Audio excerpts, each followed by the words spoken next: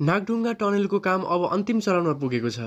अहिलेसम्म नागढुङ्गा टनेलको काम करिब 87% समाप्त भएको छ।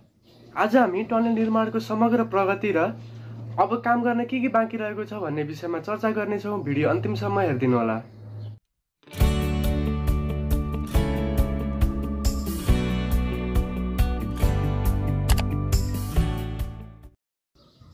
नागढुङ्गा टनल निर्माणमा मेन स्ट्रक्चरल कामहरू सबै सकिएको छ।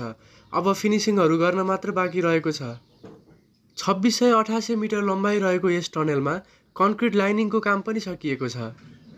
इमर्जेन्सी पर्पजको लागि प्रयोग गरिने सहायक टनेलको लम्बाइ करिब 2550 मिटर रहेको छ, जसमा सम्पूर्ण कामहरू लगभग सकिएको अवस्था छ।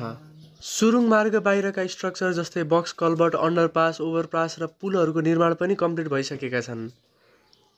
काठमाडौँबाट टनेल पुग्नको लागि करिब 2 किलोमिटरको हाइवे समेत पुरा भइसकेको छ। यस अन्तर्गत बनिरहेको फ्लाइओभरको काम 95% काम सकिएको छ।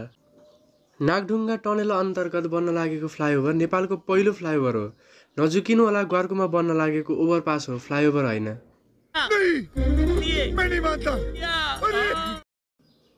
मेन टनेलको सम्पूर्ण काम सकिएर अब भेन्टिलेसन सिस्टम, लाइटिङहरू जडानको काम भइरहेको छ। मेन टनेल र इमर्जेन्सी टनेलमा अहिले इलेक्ट्रोमेकानिकल सिस्टम इन्स्टलेसन गरिँदैछ। हालसम्म 87% निर्माण कार्य सम्पन्न भइसकेको छ।